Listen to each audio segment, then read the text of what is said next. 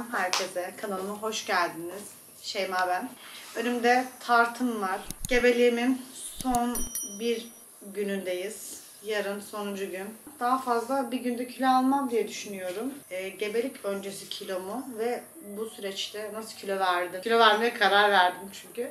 Tartının uygulaması var. Gördüğünüz gibi maşallah 72 kilo 90. Dün 70'dim. Eğilirken elbiseyi yırttım. O kadar yani. Şimdi telefonda şöyle analizi oluyor bunun Bluetooth'la. Şöyle bakın. 51 falan. 51 vücut puanım. Yani ben normalde gebelik öncesi buradaki vücut puanlarım var. 94'ler, 96'lar falan da 51'e kadar bozulmuş yani. Yarı yarıya. Ama burada şey yok işte. Bu analizde hamileyim de ondan olduğu gibi bir şey yok. İdeal kilom arkadaşlar 52-80'miş. İdeal kilomuza ulaşmaya çalışacağız. Ne var ki arada sanki 20 kilo. Ben 54,5'la gebe kaldım. Bayağımış. 2 günde niye 2 kilo aldım? Niye böyle oldu? 70'tim ben daha yeni. İlk gebelikte insan kiloyu ayarlayamıyormuş diyorlar. Hadi 73'e düzleyeyim ben onu. 72,9'u 73'e düzlenir. Yani 72'ye düzlenmem. Arkadaşlar. Gördüğünüz gibi 18 kilo 400 gram almışım bu gebeliğimde. Ne denir bilmiyorum. Fazla almışım. Aslında sağlıklı ilerliyordum. Son anda bir şey oldu. Biz de bilemedik neden böyle oldu. İşi çalışmayı bıraktım 37'de. 37'den sonra bana bir şeyler oldu. Hiçbir şey olmasa da kesinlikle bir şeyler oldu. Ondan sonrasında görüşürüz. Selam tekrardan, nasılsınız? Şimdi boydan bir tipime bakın. Aynı elbiseyi bulabildim size tekrardan. Son görüntüm böyle. Böyle işte. Gördünüz. Durum bu. Tartıdaki ibareyi de şimdi gösteriyorum.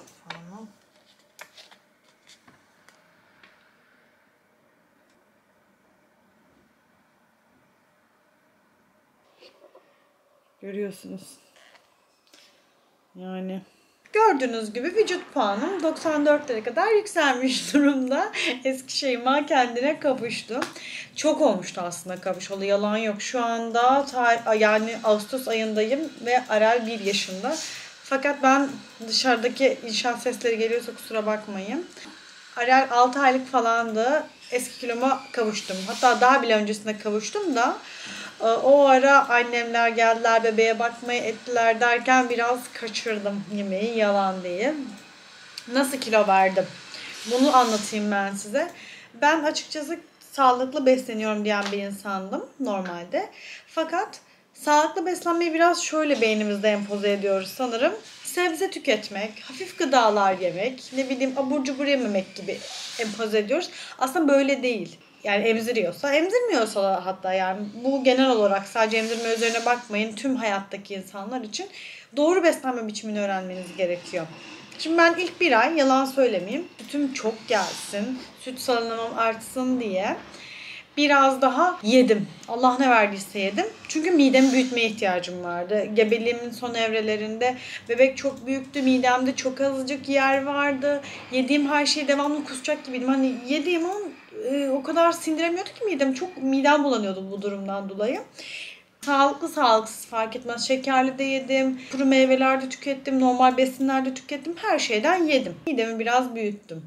Bu benim size çektiğimdi hatırlıyorsanız. Daha sonra ertesi gün girmeden önce de bir daha çektim son gün. 72-70 olmuşum. 200 gram oynamışım. Bir fark yok.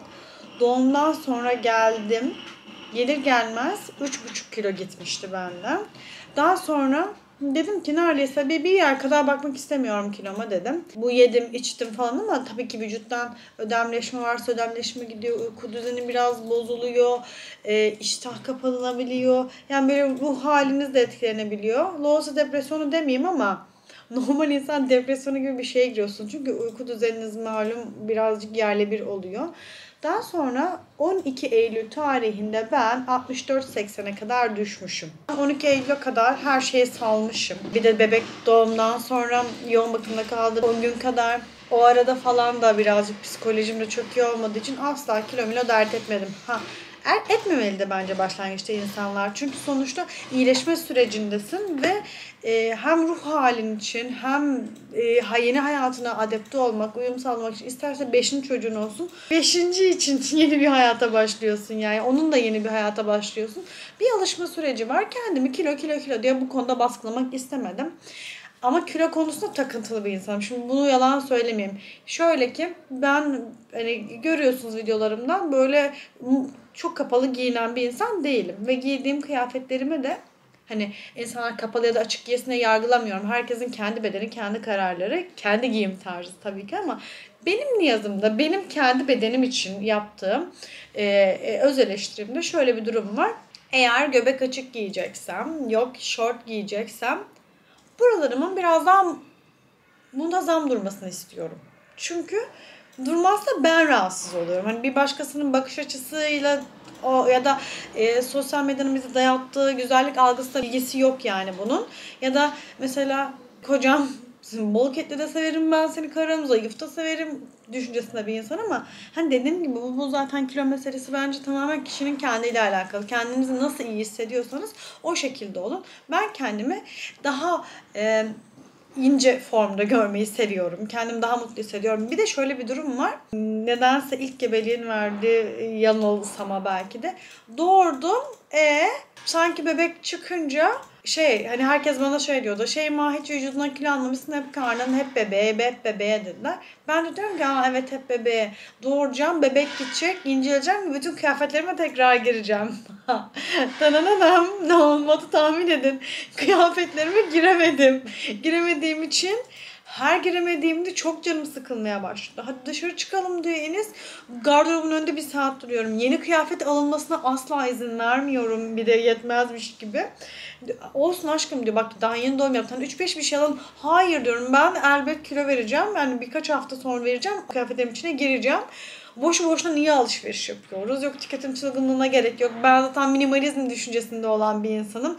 Boş israf falan diyorum. Tabii ki kıyafet alıyoruz. Hepimiz yeni kıyafet alıyoruz ama sırf ne diyorum ya ben 64'te 65'te kalmayacağım düşüncesinde olduğum için aldırmadım kıyafetle. Sonra 64-80'deyken de kilom Eylül ayında benim bir diyetisyenim var. Hatta eskiden de tanıdığımız başarılı bir diyetisyen kendisi. Aşağıya linkini bırakırım. Burçin İlhan. Adımı da söyleyebilirseniz YouTuber Şeyma'dan dönüyoruz derseniz belki size cüzi bir indirim de yapar. Buradan da kendisine haberi yok ama Burçin abla haberin olur yani. Neyse. Burçin ablayla aradım. Dedim ki Burçin abla zayıflamam lazım. Çok acil. Emziriyorum ve emzirme kalitemin düşmemesi lazım dedim. Hani başta dedim ya size biz hani nasıl düşünüyoruz sağlıklı beslenmeye? Sağlıklı beslenmek sebze yemek, abur cubur yememek. Bu değil sadece. Ben bir de hayvansal gıda tüketmek istemiyorum ki eski videoları izleyenler varsa oldlar buradaysa şunu bilir ki ben hamilelikten önce vegandım arkadaşlar. Gebelik sürecinde de Enes benden şöyle bir şey talep etti. Aşkım senin bedenin evet senin kararların Arel'den önceki hayatın için ya da Arel'le emzirmeyi bitirdikten sonraki hayatın için de yine karışamam. Fakat şu anda ikimizin ortak bebeğini taşıyorsun ve ben senin istediğin gibi değil de ortak kararımızla beslenmeni istiyorum dediği için ben veganlığı bıraktım.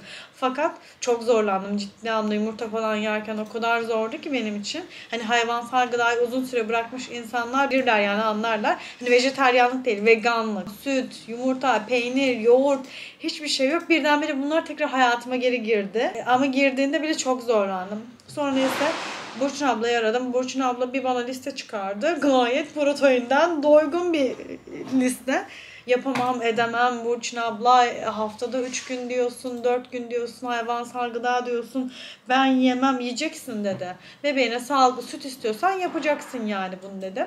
Önce güzel bir diyet listeleri belirledik. Hani diyetisyen neden yazıyorum? Diyetisyenler kişi bazlı çalışıyorlar biliyorsunuz ki herkesin kan değeri farklı. Herkesin beden yaşı, beden durumu, insülin direnci her şey farklı. Hani ben size burada oturup da ben şu listeyi yaptım buyurun siz de bunu yapın demem kadar mantıksız bir şey olamaz.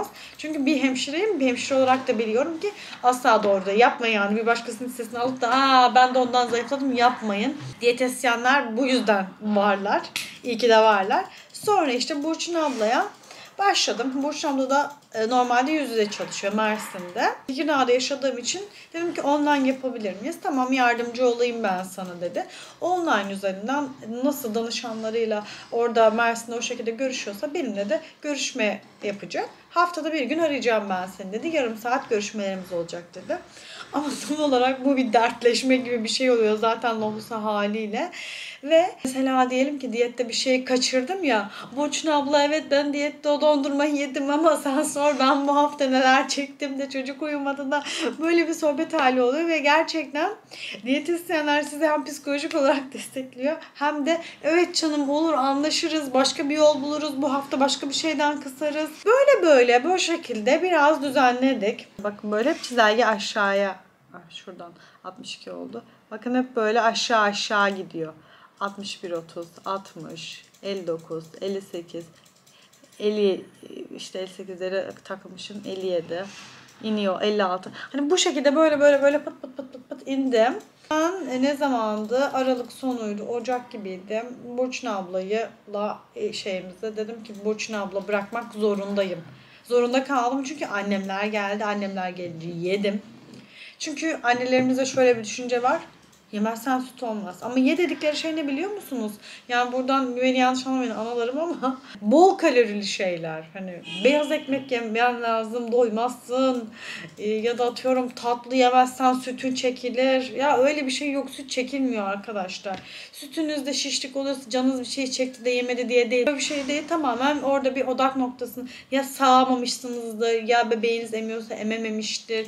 Bebeğiniz meme reddi yapmıştır belki bu sebeptendir ya da fark etmiyor süt kanalının biri tıkanmıştır. Yatış pozisyonunuza bağlı bile olarak tıkanıklık olabilir. Yani sütün çekti gibi bir şey yok. Bu yüzden ben de bunları ikna edemedim ama yedim. Kendi kendime onları da kırmadım. Onların yaptığı yemekten de yedim. Ben de birazcık yediğime dikkat ettim. İş hayatına tekrar döndüm. Çalışmaya başladım, ettiydim derken de Şubat işte Mart arası işte 6 biterken Mart'ta ben tekrar eski kiloma döndüm arkadaşlar.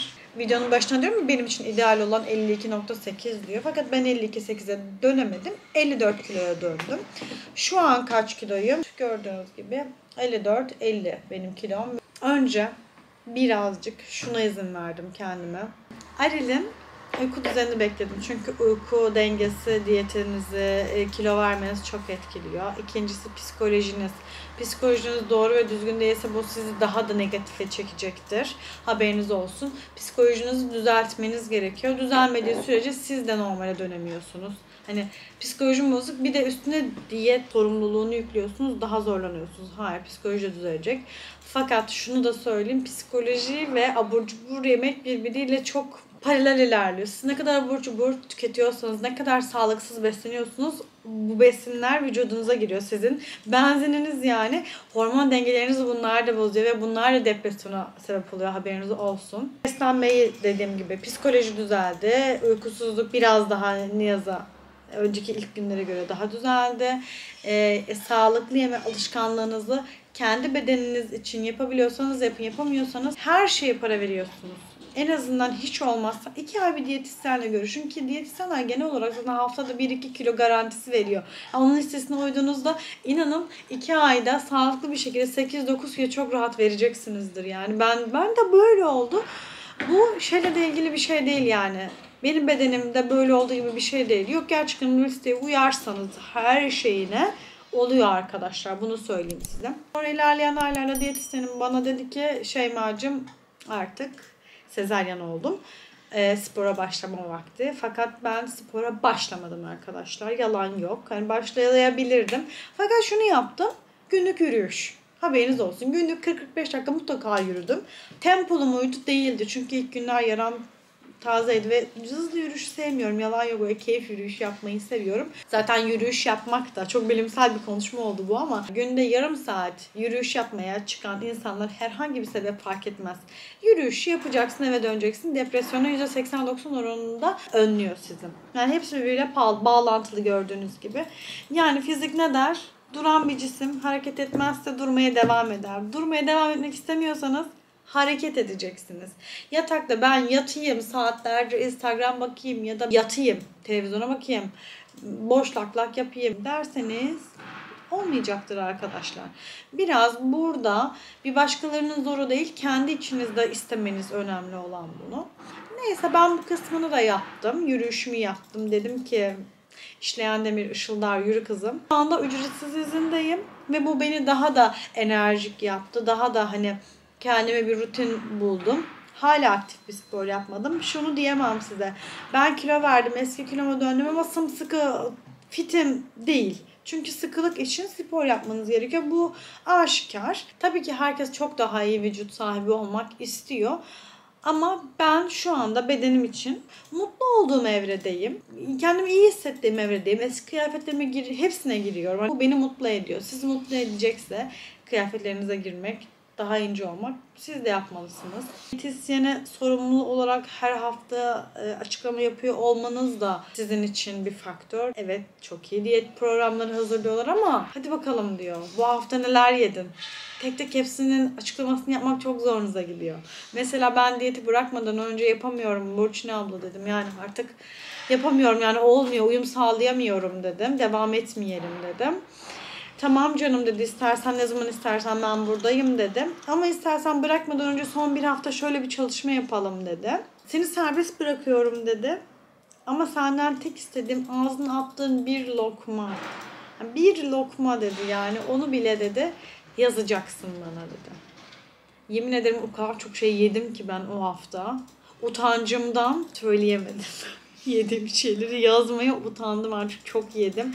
Yani tam olarak böyle oluyor diyette, diyetisyen sorumluluğunda olduğunuzda. Sizi serbest bile bıraksa ama bu hafta yediklerini bana yaz dese size, kendine o farkındalığı oluşturuyorsun. Diyorsun ki oh ne kadar çok şey yemişim ben. Kendimi çok kasmadım, zorlamadım. Hiçbir zaman da bunu yapmayın. Çünkü zaten sağlıksız kilo vermek her anlamda vücudunuza hasar oluşturur, hastalıklara sebep olur. Doğru psikolojide olmazsanız ne kendinize faydalı ne çevrenizdeki eşiniz ve bebeğiniz dahil buna faydalı olamazsınız. Sağlıksız yollara başvurmuş olduğum dönemler vardı benim. Doğru değil, yani aç kalmak hiçbir zaman için doğru değil.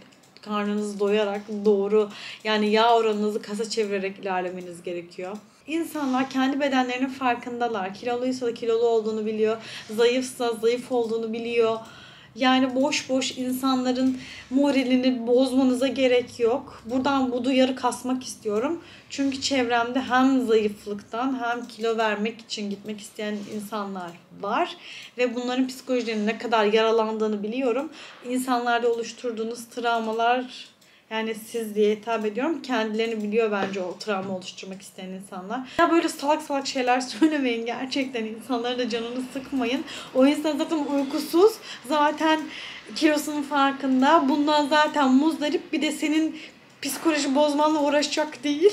Çok yükseldim, çok sinirlendim. İnsanların kilosu hakkında yorum yapmayın, çenenizi tutun lütfen. Neyse tekrar eski pamuk halime ve eski tatlışlığımı takınıyorum. Benimle aynı fikirde olanlar zaten buradalar. Sizi çok seviyorum. Şuradan bir kalp yapıyorum. Siz de bana bu kalbin içini doldurmak isterseniz aşağıdan like atabilirsiniz, biliyorsunuz. Küçük kitlem biraz büyüyor. Bu beni motive ediyor. Biraz daha beni motive etmek isterseniz abone olabilirsiniz. Birlikte büyüyebiliriz. Benimle aynı düşüncedeyseniz lütfen belirtin. Görüşürüz. Hoşçakalın.